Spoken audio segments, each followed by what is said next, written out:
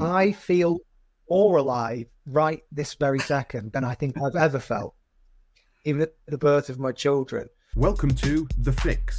Sit down with copywriting experts Nick O'Connor and Glenn Fisher as they review, discuss, and improve real-world copy sent in by you. This is The Fix.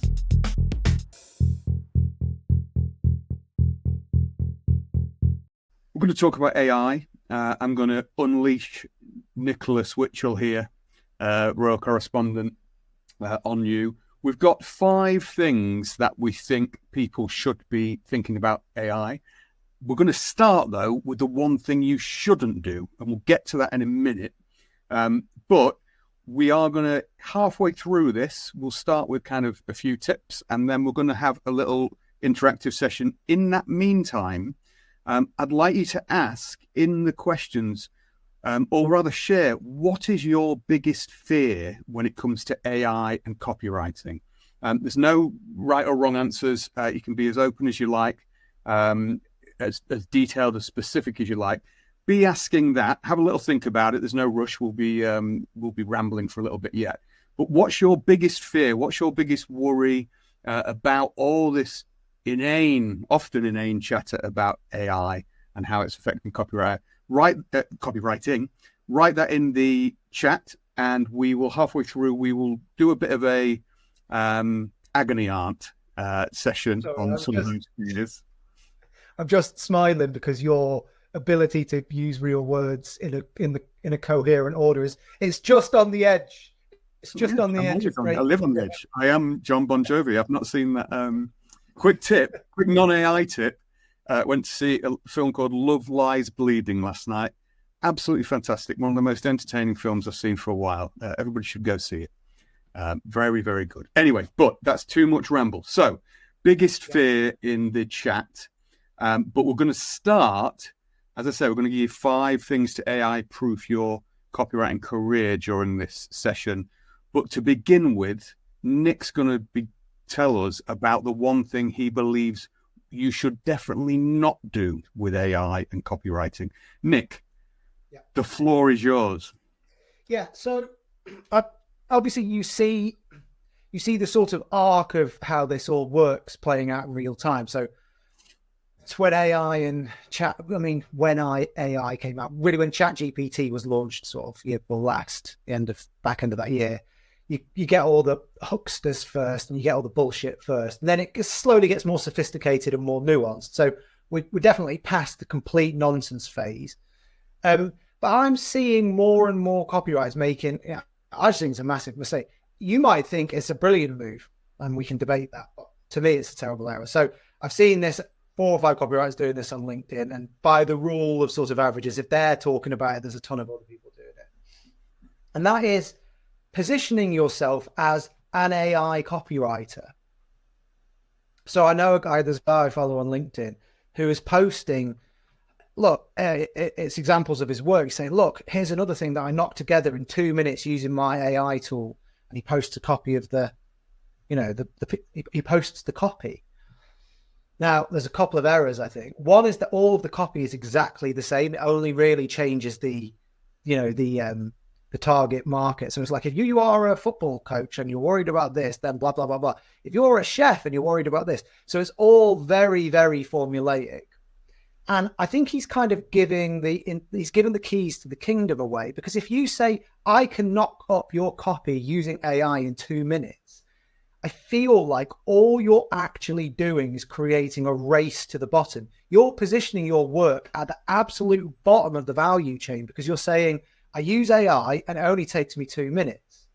So unless that copy is mind-blowing, and I mean mind-blowing, like, wow, how on earth did he come up with that in 2 minutes? And it definitely wasn't. It was obviously what you get in 2 minutes tinkering around with AI. I feel like you're just setting yourself up for failure, because somebody else will come along and say they'll do it in 1 minute. You do it 30 seconds, do it 20 seconds.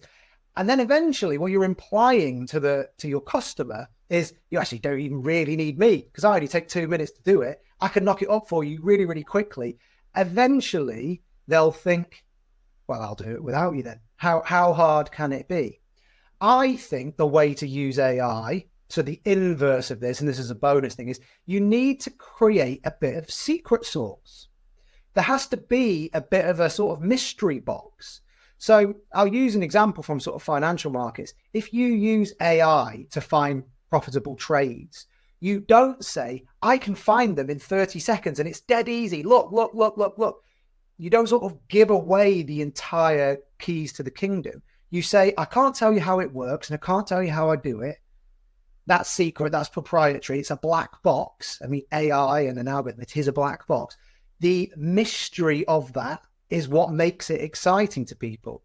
So I think you could say I use a bit of AI, but I use it in a very clever way, or I have my own proprietary techniques or whatever. But you need to position it as a premium process. Yes. In addition to your service. Yeah, it's a little bit, we talked about this before, like lots of copywriters position themselves in the market all wrong. They end up positioning themselves as like bargain basement, like absolute bottom of the food chain. Like on an episode of The Fix last week, we talked about people who say, I do the words. Good for you. The words aren't worth that much. The results are what matter. The ideas are what matter. The transformation, the strategy, those are the things that matter. So say you do the words all you like, but you're only going to get a small amount of money for that. It's going to be really difficult to get around that. And I think people do the same thing with AI. They go in at the bottom of the food chain, and it's not going to be sustainable long term. There you go. So this live stream, by the way, will put my capabilities to the absolute limit on the basis that I am trying to manage the chat. We've got some fantastic fears coming in. I'm going to star them so that I can put them up at halftime when we get there.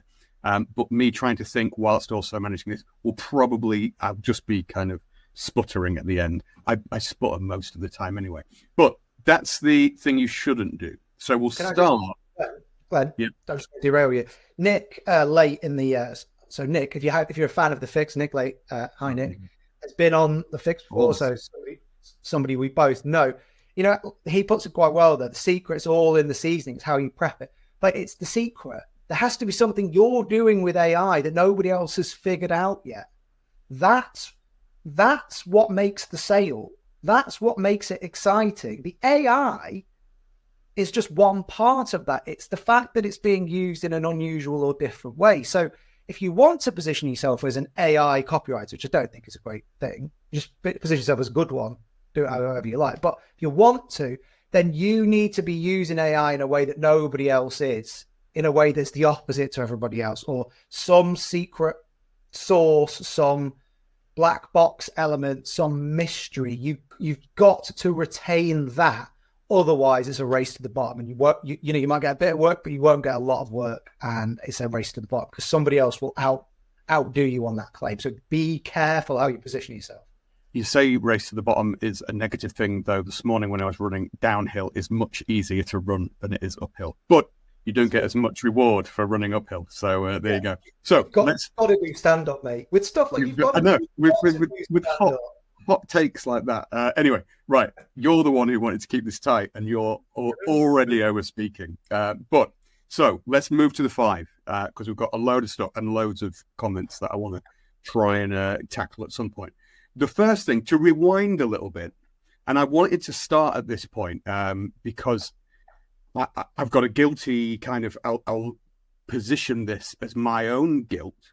And I believe from copywriters I've spoken to, a lot of people I've spoken to, when it comes to AI, most are just not engaging with it. So the first thing you need to do, and it's fine, I give you permission to admit it quietly, secretly to yourself, if you've not engaged with AI at all, if you've just stood on the sidelines, looking in, seeing everybody talking about it, and everybody is talking about it, it's just one of those undeniable things. The first thing you need to do is engage with it. And what I mean by that, I for ages did not do that. I was just like, yeah, AI, whatever. It's not going to affect me. I'm going to go on the creative argument and all that kind of stuff. But the first thing you need to do is engage with it and get on ChatGPT. Like, get on there, download it, have a go, figure out what's going on, try and break it. And the reason I say that, and the reason it's a bit of an old man Glenn kind of anecdote. But I remember when I first started at the local council in Grimsby, we're going to step back to the, what was it, late 90s, early 2000s. And I started my first job at the council, and I went in there, and they'd only kind of got rid of smoking in the office, and they'd only started like figuring out like Excel spreadsheets and computers generally. They were a bit behind, bear in mind it was Grimsby. But I went in there, and my boss at the time, I always remember I was working in audit. So I was like doing the financial structure of like various council departments. And I went in there, and I always remember they were like, oh, the new young guy, he knows how to use computers. And I can remember all of the people around me were like, oh, I don't know how to use Excel. I don't know how to use Word and the computer and all this kind of stuff. And they'd be like, oh, no, that's not for me. I do this kind of use this old technology or what have you. And I can remember whatever you used to go, no, but it will make it 100 times faster, more efficient, easier. Your life will be easier, all this kind of stuff. And I can always remember the fear was that they thought they'd somehow break it, or that they'd somehow do something wrong with it, or make a mistake, or like delete everything on the computer, not just the actual program, but everything. They just delete it, they'll break it. And that, for me, when I was running this morning thinking about this, that's what is in danger of happening now if you do not engage at all with it, which I know a lot of copywriters aren't, because I wasn't. And if you think you like are going to break it, if you're worried about making a mistake with it or doing something wrong, like that's the biggest mistake you can make. Move forward. To finish that little story, that guy was sacked like a year later, and I took his job. Like, it's a bit horrible and a bit mean, but that's how it works. Because if you're not willing to move forward and engage with it, we're not saying that it's going to replace copywriters or anything like that. But the first thing to overcome is to engage with it.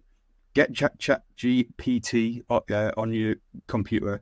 Have a bit of fun with it. I was doing this for FixFest, asking it to do different things in the style of different writers we've got speaking, and I was doing that with Lee, our designer, and we would, for hours afterwards, just doing ridiculous things, figuring out, pushing its limits, understanding and learning what it can do. So my first port of call, and it's a bit of a banal thing, but it's more to give people permission and to just, we always talk about the curiosity of copywriters. You've got to be curious about this thing. Even if you end up not using it or not fully engaged with it, you need to be curious. Give yourself a little bit of time. Like we say, you should give yourself a bit of time every day to read stuff, to practice copywriting, to do these things. Just give yourself permission to actually engage, download it, figure it out, and spend a little bit more time doing it. Coming on something like this is one way of doing that. So that's great. But actually get yourself in there and play around with it if you've not already. Hopefully a lot of people on here will have already, but definitely do that to begin with. Nick, you don't have to use it in the same way as everybody else. I mean, think of it like a musical instrument. Like, how many new, genres of music are created by a reaction against the prevailing trend or what came before or whatever.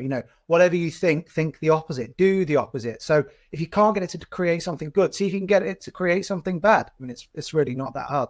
But like, ask it to create the worst piece of copy in the world, or just tinker around with it. And so that's a good one from Nick. Claude.ai is a bit more, I don't know, more writers I know use that than ChatGPT.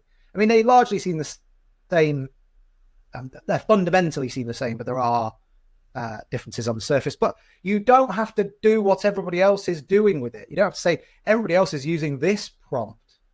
I better go and try it out or try that. I mean, arguably, that's the opposite of what copywriters should be doing. We don't want to think like everybody else. So you can engage with it, but from a point of view that's not the same as everybody else's. You can subvert things, and you might actually find something more interesting.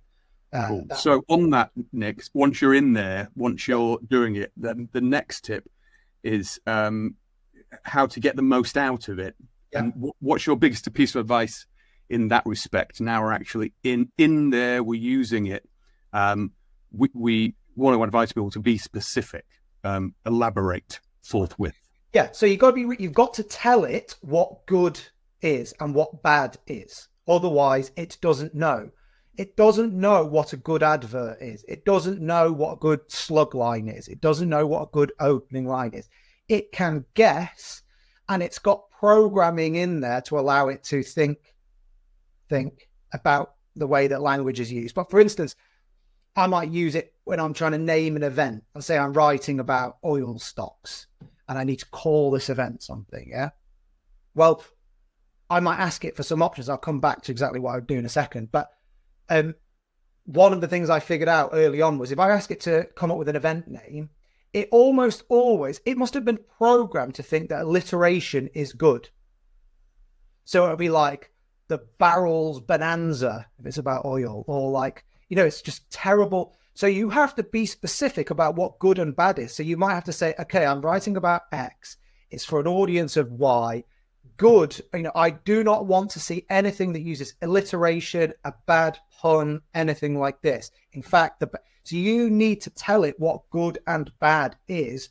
Otherwise, it doesn't know. It's not got a pre-setting for a good advert. That's obviously not the case. Otherwise, we would all already be out of a job. We're nowhere near that yet. So, and that what good is and what your taste is and what that's going to be specific to you. So what you think of as good and how you articulate what good and bad might be is going to be different to the next person.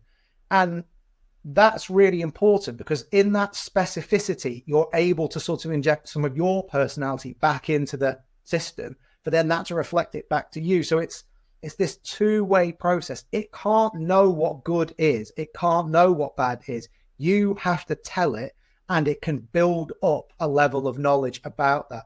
But you have to be really, really specific. Otherwise, you get fairly unfiltered crap. You'll get 100 alliterative titles, none of which are useful, because that's not good writing. Using alliteration doesn't make something more persuasive or more memorable. It just doesn't. Generally speaking, it doesn't. So we might need to tinker around with that. So you've got to be specific and tell it what good is and what bad is. If you don't, it won't know. Perfect. Right. So before we because we've got so many, before we get to the next tip, Nick, I want to bring up a couple of these starred fears that I've been making up that people have been sending in and I've been marking up. This one from Stephen says, my biggest fear is that potential clients will believe that okay copy that AI can generate will suffice for their content needs. What's your feelings, your flavor on that? That's great, because what that is telling you is that client is, and excuse my French, a fucking idiot. Like, there's no other way of putting it. My YouTube license gone. There's no other way of putting it. Like, I know it's scary on one level, but if somebody says, hey, we don't really think it matters that much and okay is fine, good. They've told you who they are. You don't want to work with them. Now, it can be scary to feel like, oh, crikey, that might be a client I've lost, and I get it. But you want to work with successful clients. Those businesses aren't going to be successful. They're just not.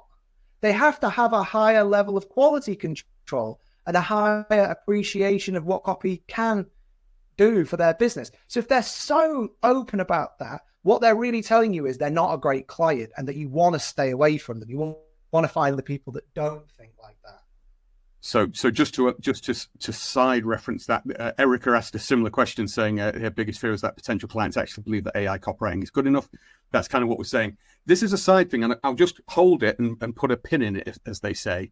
But this is what we discuss a lot when we talk about how you get paid as a copywriter. How do you make more money as a copywriter?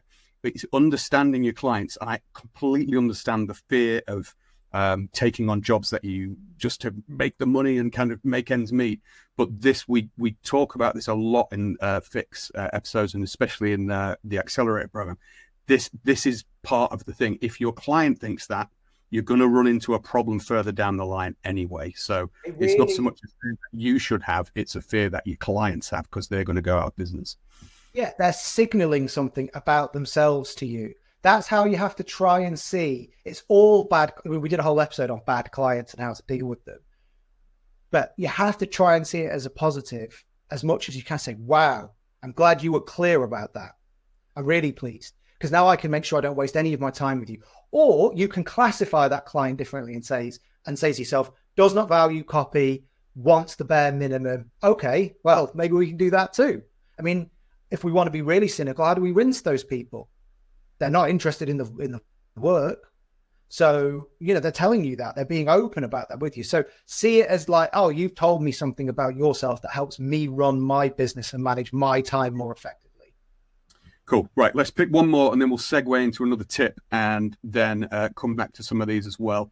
Daniel, hello, Dan. How you doing? Not spoke to you for a while. As AI progresses, I understand that I can add a lot of value, but what skills can I work on to ensure that the value I add is worth more than the cost savings of AI? What's your thoughts on that, Nick? I mean, we've spoken about this. I mean, it's a food chain, right? So I'm going to use a metaphor you would love, Glenn. Hemlock, yeah. Which Greek philosopher died by taking hemlock, Glenn? I always forget. Socrates. Okay. It poisons you from the feet up, right? So you take it, and first your feet go numb, and then your legs go numb, and it works its way up to the brain, then you die. Okay. This is how AI will impact the copyright industry, although it may not get to the brain.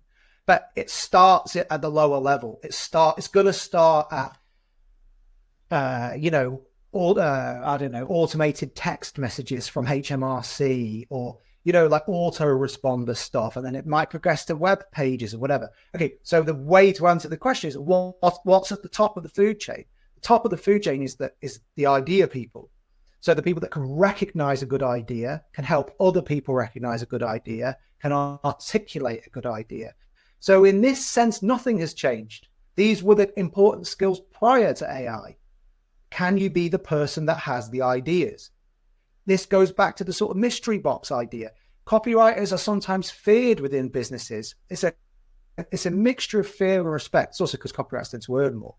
But we're the people with the ideas. The other people aren't. They're the people with the spreadsheets. That's who they are. So we're different to them. So we want to make sure we're in that category. So it's just about developing your ability to sniff out good ideas, because I've seen absolutely no evidence that AI can do that yet. And I'm going to come back to this in a later point. We are. Let's move on to point 3. And I'm going to use you as my test bed for this as proof of this point. Point number 3 is one of the things you should do if you want the fastest way to get a good coverage of what's going on in AI is to get yourself to FixFest 2 in about 5 weeks. I think it is. It's on July the 3rd. If you've not got a ticket yet, I know a lot of people watching this will have a ticket. If you've not got a ticket, get one. I'll post a link in a minute. But the reason being is that not only have we got a load of copywriters, a load of AI practitioners coming and sharing how AI working, how you can use it in different ways, and we'll speak to that more on some of the other tips in a minute.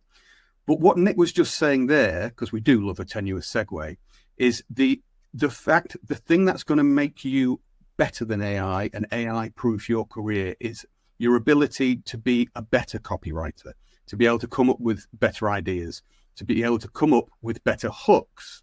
You can see where I'm going with this, Nick. So you want to be able to come and see proper copywriters, really good, successful copywriters, proven in the industry, talking about that. The ticket price alone is worth it to see a man I know called Nick O'Connor, who on that is going to be doing what he has described himself as the greatest speech in the world about hooks. So Nick, just give us a little teaser as to what someone will coming to FixFest will get from your speech. Well, I've just been doing a bit of reading on this, actually. So as part of my preparation for my There's talk. a link for it, by the way. I'll keep that Well, I'm going to be, so this really connects back to my last point, which is I'm going to be talking about I have this theory that the hook is to communication what gravity is to the universe. It's the thing, it's the driving, animating force, the thing that makes everything else happen, the thing that makes people listen to us for another minute, another 10 minutes, another hour or whatever. I think it's accentuated if you work in direct response, because I might write a piece of copy that's 10,000 words or 20,000 words long. So to obtain enough of somebody's attention for them to to listen to me for that long, I really have to have a strong hook. I have to really compel them. So I think that's a really high value skill. So I'm going to be talking about, I'm going to bring AI into it, or more specifically, I'm going to try and talk about how a hook works, what goes on inside your brain, so that you can understand why you're compelled to keep watching that thing, or why you open that email, or what it is, actually, how do you construct a hook? I think there's 4 different variations that you can use, but it's it's about developing high value skills. Fix Fest, we're talking about AI and we're going to look at ways of using it, but it's also about how you think about your skill set in a world of AI. And I see a lot of nonsense on LinkedIn about steal my hooks and stuff like this. And I saw so much of it that I thought, steal my hook. So you think the answer is steal somebody else's hook? That's your answer, is it? Just steal somebody else's thing? No, figure out how to do it yourself, and then you'll be worth way more than the person who has to steal stuff. So I'm going to talk about hooks. I'm also going to tell you a little story about my kids. It wouldn't be right if you didn't. Right. Okay. So I don't actually. We're on hard. It wouldn't be right. It wouldn't be right. We're trying to be pro banter. Yeah. It's not a Friday call. It's a mildly more professional situation. So absolutely professional. Let's business it up with 2 more tips, and then we'll go through the rest of these comments, because there's loads of ace stuff. Yeah. But I want to make sure that we get it across. So the 4th thing. So what we've got at the moment, number 1, engage with it, test it out, overcome any fear or kind of doubt or cynicism you have. Download one of the whatever you want, Claude, ChatGPT, try something out. Just break it, muck around with it. Number 2, when you do that, be specific. It's a classic opportunity for my catchphrase, which is developing shit in, shit out. But if you only put crap in there, only crap will come out. On that, there's loads of discussion, actually, and we'll be talking to Landy Slattery about that in the panel at Channel. She's the creative director at Channel 4. We'll be talking about that at Fix Fest as well, which is another reason why, point 3, to get really a broader understanding of what's going on in AI, get yourself to Fix Fest. It's going to be a great day. Loads of ace speakers, but also just talking to people like we're doing here, but actually in real life, and actually being able to get your own kind of personal take on things in a conversation. So they're the first 3. Nick, number 4 is the idea of quantity over quality, which is a different kind of way of looking at it. But this is a way that you've been figuring out how to use AI, and also just to prompt you, because I thought it was a really insightful thing you said the other day when we were thinking about it, that 151st idea. That might be the one that comes. I quite like that. So what's your idea on that? Yeah, so this is the first way I started using it, actually. So again, I'll use the example of trying to name, come up with an event name. Let's say you've written a book and you're trying to name it. You've written a film and you're trying to come up with a name, whatever, the name of something. You could apply it to different things. But what we know is that computers can compute. They can do more calculations and more whatever. You can process more information per second than our brains can. They can't necessarily sniff out an idea like we can, or put contrasting ideas together in a way a human brain can. I've seen absolutely zero evidence of that. They can do more. Okay, so I'll give you like a little backstory of this. When I first started working at an advertising agency, which I only did very briefly before I became a direct response copywriter, I remember being given a notebook, a big thing of A4. We were coming up with ideas to sell WD-40, and the copy chief was like, right, I think it was my first day. I was like an intern or whatever. Well, I can't remember what it was. Anyway, he goes, right, come up with some ideas. 1 idea per side of A4, and then we'll go through them later. So I, did sort of 15 different ideas, 1 per page, and I took him into him, and he got them, and he sort of riffled through the book, which had about 400 pages, and he went, "We haven't filled the book. What are you doing?" I was like, "Well, you want 1 per page?" He said, 1 per page for the whole book. That's how many ideas you have to come up with. So he was almost using me like AI in that situation, right? He was using me as the grunt work, the sort of brute force approach of well, if we come up with 400, 2 of them might be 10% good, then we can zero one of them and then come up with a load more. And so you can replicate that approach using AI. So for instance, don't ask it to come up with an event name or a book title or whatever. Ask it to give you 150. Then go through those. Most of them will be crap, but like ask it for a ridiculous number. It's a machine. It can't say no. It can only get weirder, actually. So it might give you the first 10 obvious ones. We all know how ideas work, right? You start with the obvious things and they tend to be okay, but they're the first ideas you get to. And you push deeper and deeper and deeper in until you start to exhaust yourself. And then you actually start to find some weird connections. So by asking for 150, the last 50 might be crap, but they might be weird because they'll have to be unusual. They have to be different. They have to be distinct. You'd ask that of it.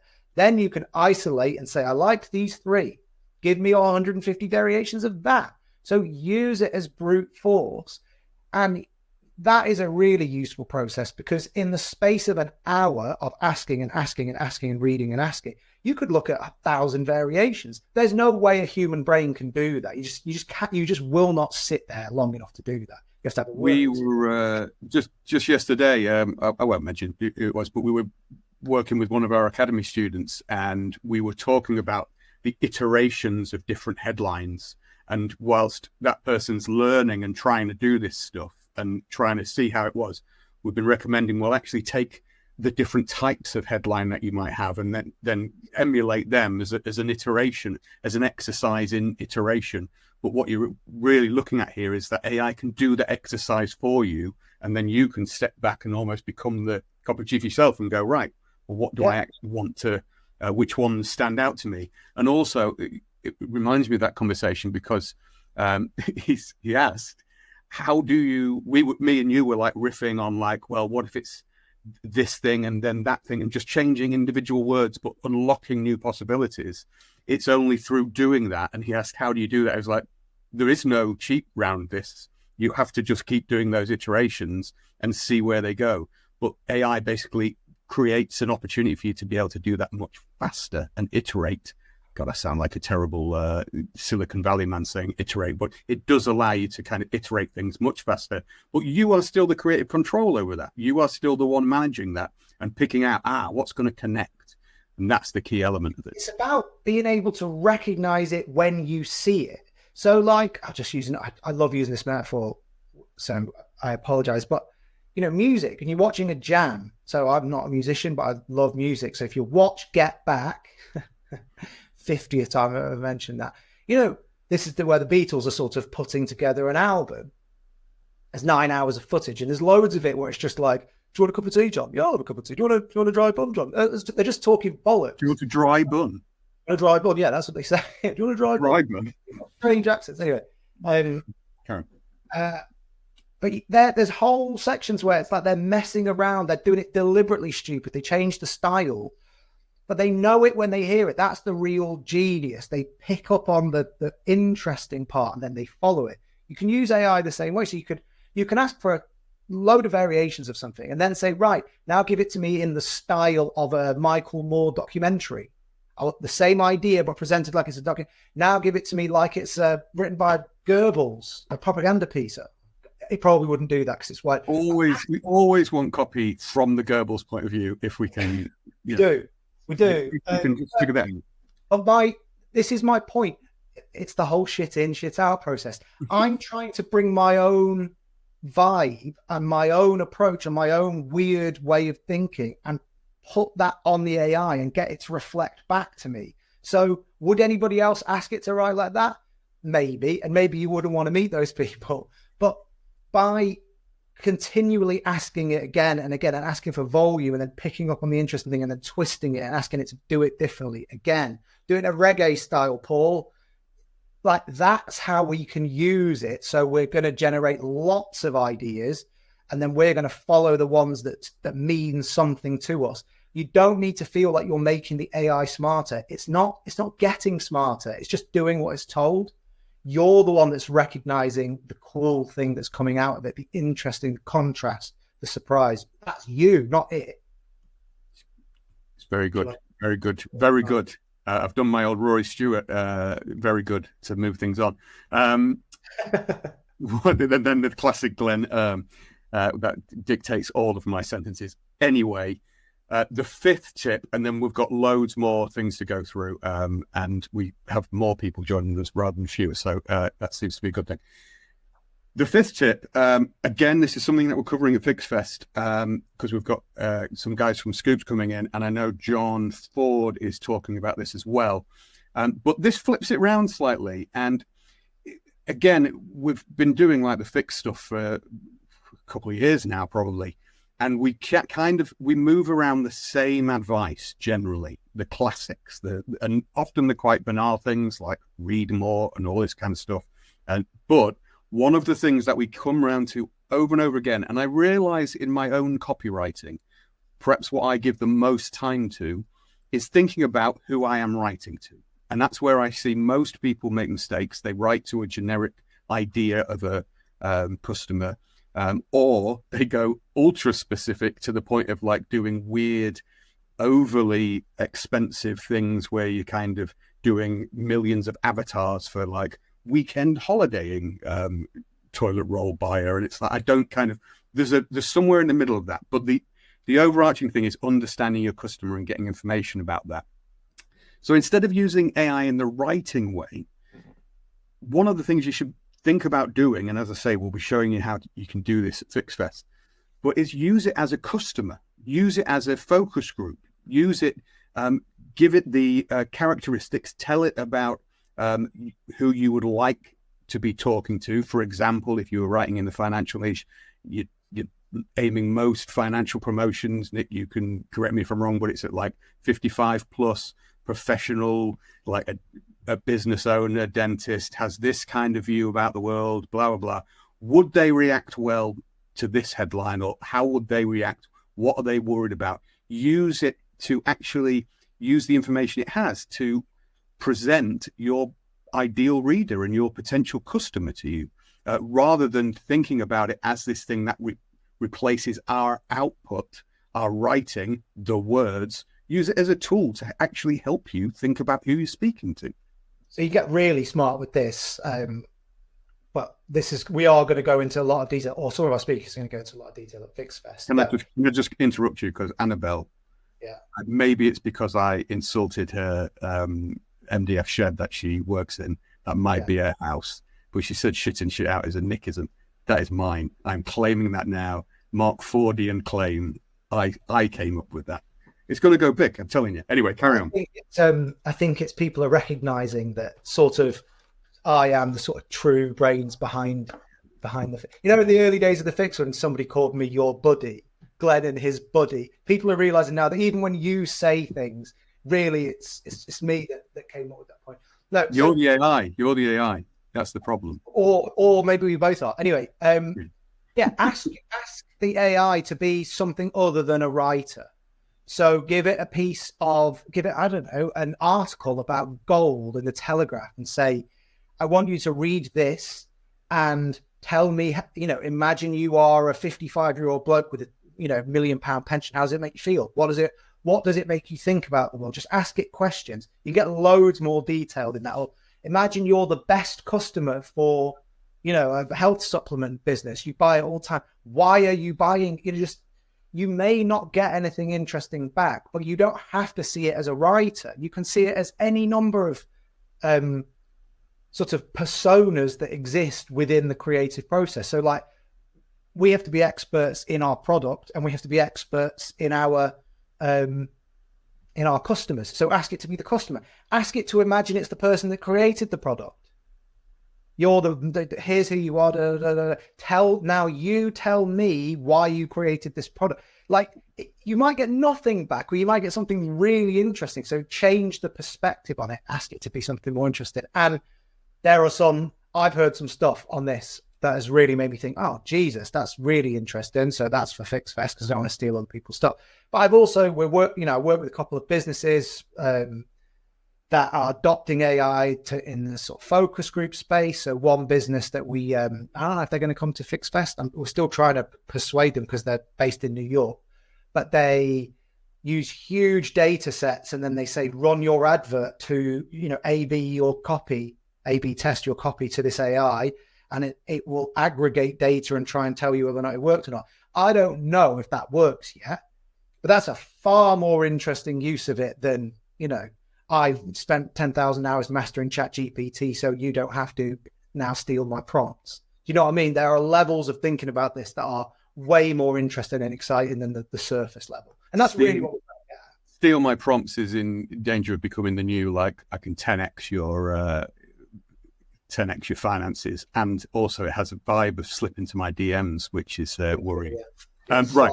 Slide into my DMs. So we have 5 tips there. We've got loads of other stuff I want to talk about, Nick. But just to surmise, number 1, engage with AI. Do not ignore it. Get in there, break it, play around, see what's going on.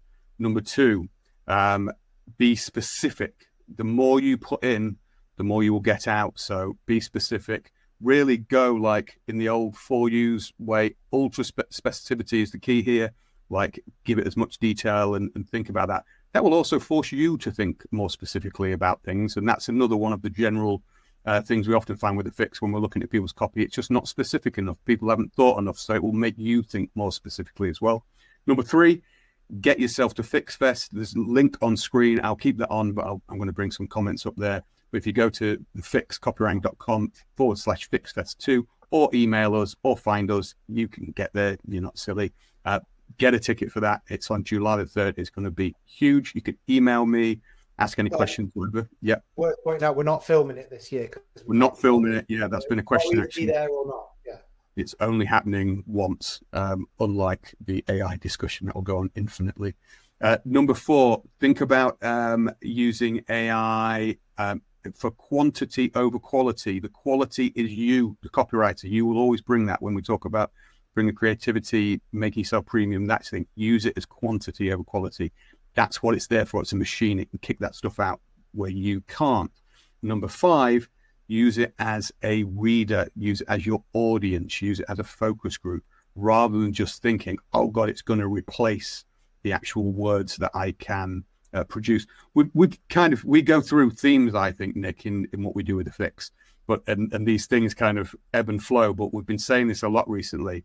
The idea that when we say we're just the words, and when we go, oh, I'm so annoyed that clients, and there's loads of questions here, loads of fears actually about the clients, copywriting clients, and how they interpret AI and whether they think it's good enough in inverted commas.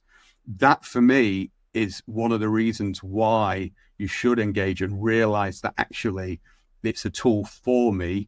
And if you just have the AI, it's only as good as what you can put into it, kind of thing. Shit in, shit out. And it's about positioning, just come back round. Like, I don't know if you want to queue up some more questions, but say to your client, yeah, I use AI, but I'm not going to, it's far more compelling to me to have someone say, but I'm not going to tell you how I do it, because I'm doing some really clever stuff that nobody else. That's automatically higher value than like, oh yeah, I use it. And what I do is I can really turn it around in an hour. It's like, oh, you're going to ruin your life. You're going to ruin your life. It's just unsustainable as a business model. Okay. Nathan here says, is it fair that AI improves faster than my ability to learn to harness it effectively to improve my own processes and writing? Which is an interesting, quite philosophical take on that. Yeah, but that's the wrong way of thinking about it. You're not in a race against a computer. You have to progress faster than your human competition. So the old joke of 2 runners in the desert and there's a cheetah coming after them, and one of them puts running shoes on, and the other one says to him, they're not going to save you. He'll outrun us. And the guy in the running shoes says, I only have to outrun you though. Just make sure you're not the person at the bottom of the food chain. So, and just, I've said this again, and I know it sounds mean, but most human copywriters aren't very good. Just go on the tube in London or, look at a billboard and see the quality of copy that's actually making it out there into the world. Do you remember, Glenn, when we did that episode and there was an advert, a huge advert on London Bridge Station that just says, knock, knock, who's there? Crypto. That's the level. That was bought and paid for in central London. One of my favorite pieces. It was artworked beautifully as well. It was knock, knock, who's there? Crypto. Yeah. That's all they could do. That was bought and paid for. So if we can be better than that, we're probably doing fine. So we don't need to see ourselves in competition with this AI that's encroaching. Just look at all the dickheads, like, drinking lattes and not doing great copy, and just, you know what I mean? Just think of those people, be better than them, which isn't that hard. Nothing against lattes. You know what I mean? So think about them as your competition, not the I'm AI. a flat white man these days, so don't worry about it, Nick. Kate asked a question, which kind of speaks to what you were just speaking about, saying I'm scared to use it fully because I'm afraid it'll end up thinking that my copy won't compare, and that kind of imposter syndrome thing. I mean, it's a completely valid thing to worry about, not comparing and all that kind of stuff, and but this is for me one of the reasons to get ahead of it. Like, just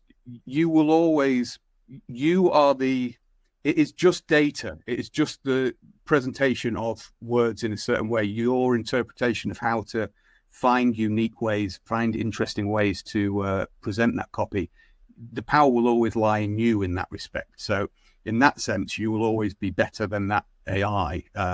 But can I just make a point, Glenn? Yeah, of course you can.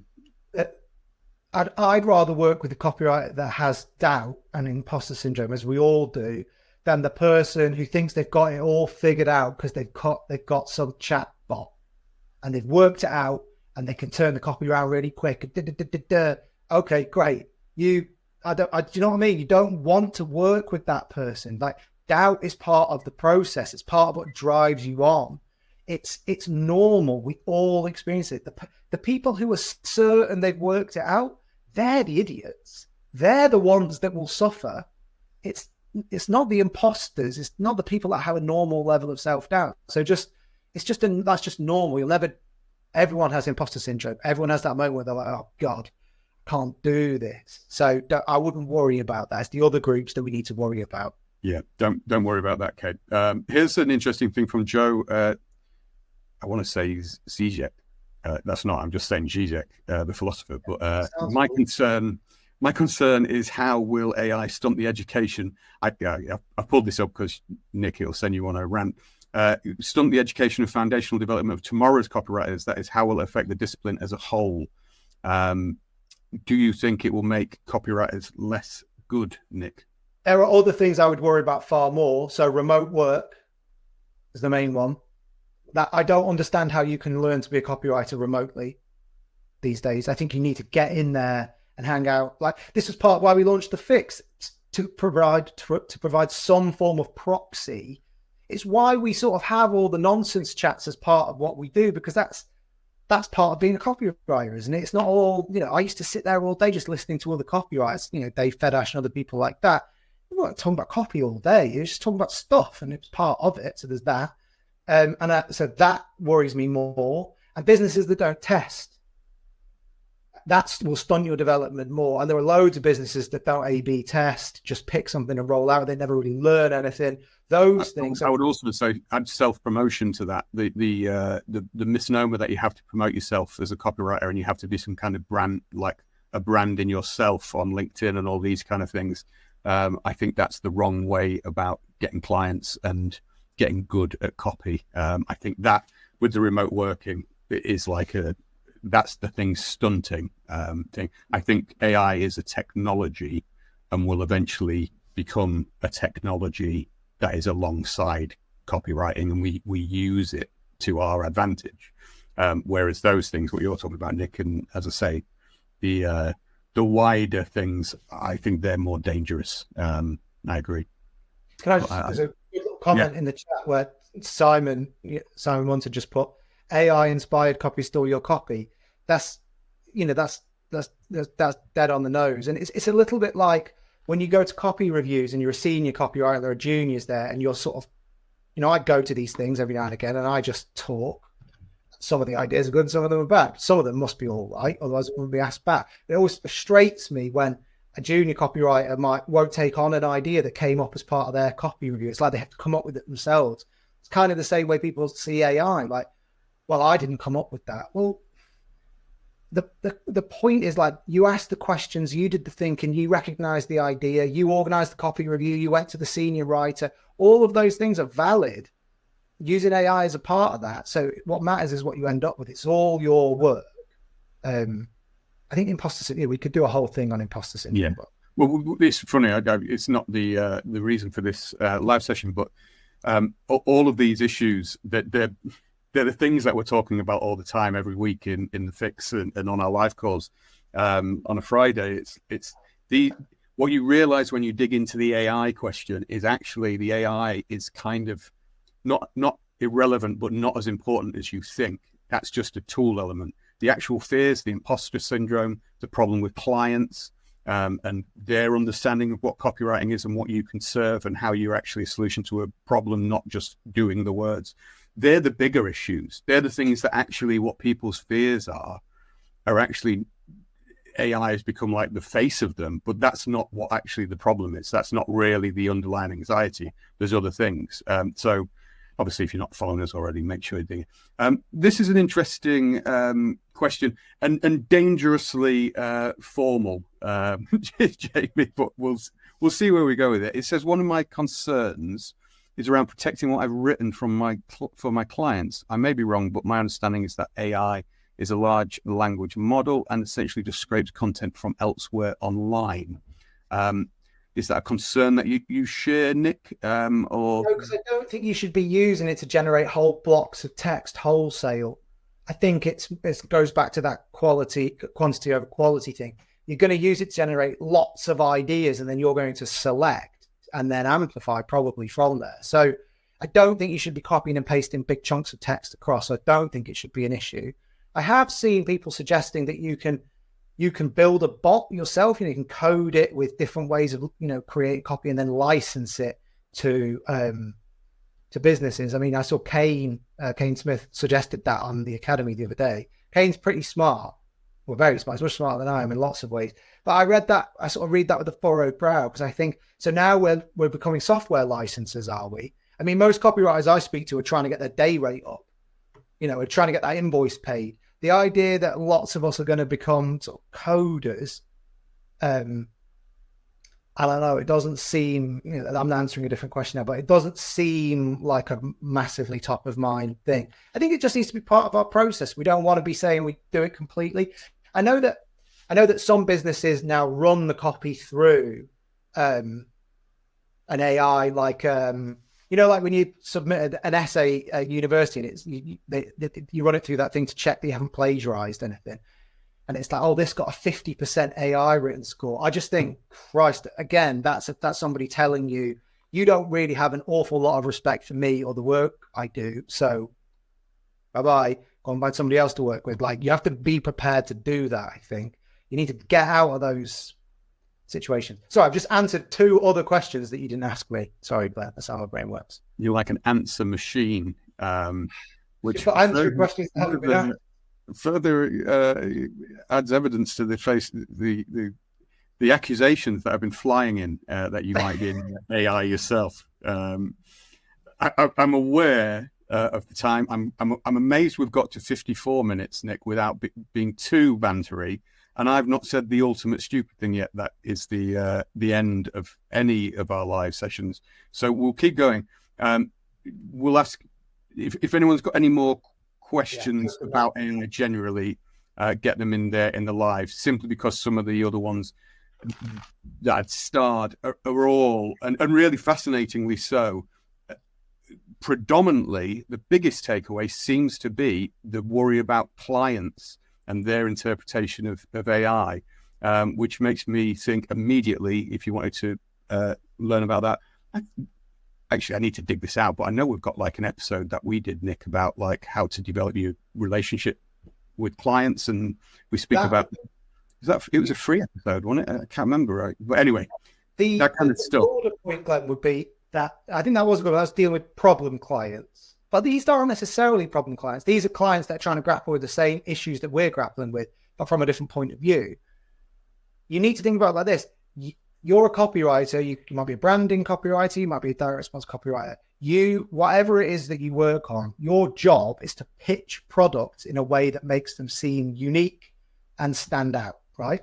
So you have to apply those same skills to the presentation of your own business or just of yourself, so that you can mitigate some of these things. Because if you just say you're a copywriter and they say, do you use AI? Already you're in this like low level tit for tat. You need to position yourself in a different way. So maybe it's using AI as part of your pitch, but in an unusual mystery box element or some proprietary level thinking, or whatever it is. You need to position yourself properly so that you don't get caught up in these debates. I think that's the bigger thing.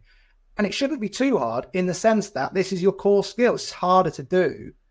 It's harder to do for yourself. Like the hardest piece of copy you write is like your own little one-line bio on Twitter, or you know what I mean? It's always really tricky, but it's just a piece of copy. How do you do it as a product? How would you make it stand out? That's what you need to do. That's what I need to do. Yeah, you need. I mean, you've got a bit of because you're known now as like friend, like sort of my little help. You know what I mean? Like, there's like I don't. I'm a good guy. I'm a good guy. Good guy to you, a bad guy. Good guy, you know. The guy you'll have the first few drinks with you, because it's like, oh yeah, I feel I've got power. I'm energized. It's all good. And then afterwards, it's like, oh man, like that guy's heavy. Like Glenn, tell me about Socrates. You're a good man, but you're not a great man. Whereas I'm a great man, but I'm not a good man. Do you know what I mean? Can we end on that? Because that felt like poetry, even though it was utter bollocks. You can do, because I'm now looking around my office as I naturally do, and looking at things that I've been doing, and that's the dangerous point. I'm going to stop myself, because we're to people who might not know. I know we've got some fix stalwarts on here, but there's people who might not know us, Nick, and they might be thinking, what the hell are these two guys doing? What are they talking about? If you'd like to find out more, you can find us at thefixcopywriting.com. If you'd like to get tickets, you can get to FixFest in July, thefixcopywriting.com/FixFest2. My biggest takeaway, Nick, is that we should do a masterclass on educating clients about AI. Is what I'm thinking about now. I don't know what the answers to that are yet, because no one knows the answers, but we will figure those out. What's your biggest takeaway from what we've been blathering for the last hour? We should probably do a how to sell your services masterclass. That seems to be the recurring theme, and I think it's just, this is something I already knew, but it comes up, in the answering the questions that have come up again and again. AI is just a part of the mix. It's not up here, it's down here. We have to be above it. The core skills of how we present ourselves, how we position ourselves, how we tell our clients about the work that we do, how we recognize what a good idea is. None of that's changed. This is just a new thing, just as the internet was. It didn't fundamentally change the underlying dynamics that are present as a copywriter. So, some things change, but some things never change. So I think it's keep it where it deserves to be, and focus on those higher value things. It's always going to get you in a better position. I think it's going to, you've got to be a better writer. I immediately went there to a man far more experienced than us, but Bill Bonner, who runs Agora. We advise copywriters to read his work, all copywriters, regardless of what niche you're in. But he started writing out on a typewriter to people, and now he's gone through all of these technological things, but he's just succeeded by being a good writer and focusing on his art, focusing on his craft, and that's the way to do it. So anyway, we will be back with another one of these. If the technology works, then, and this is recorded, then we will share this as the next episode of The Fix, so you can watch a playback if you like. But yeah, if you want to get more from us, you can find us elsewhere. But yeah, thank you for coming along, everyone. Thank you for watching. Thank you, everybody, for staying apparently so engaged throughout this as we talk into the void. Thank you very much, Nicholas Witchell, for your thoughts, feelings, and wearing trousers. Oh, well, I'm not, but you're welcome. And sorry for swearing. I saw that Annabelle saw that her... But I mean, I swear in front of my own kids. Why shouldn't I swear in front of yours? Right. Yes. Let's wrap this up. Thank you very much, everyone. We'll see you for the next one. And this has been great. Enjoyed it. Cheers. See you later. Goodbye. Bye. If you enjoy The Fix and want to get access to even more good stuff, join the Fix Accelerator today.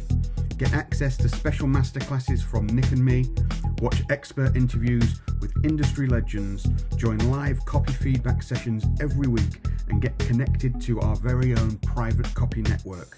Visit thefixaccelerator.com for more information.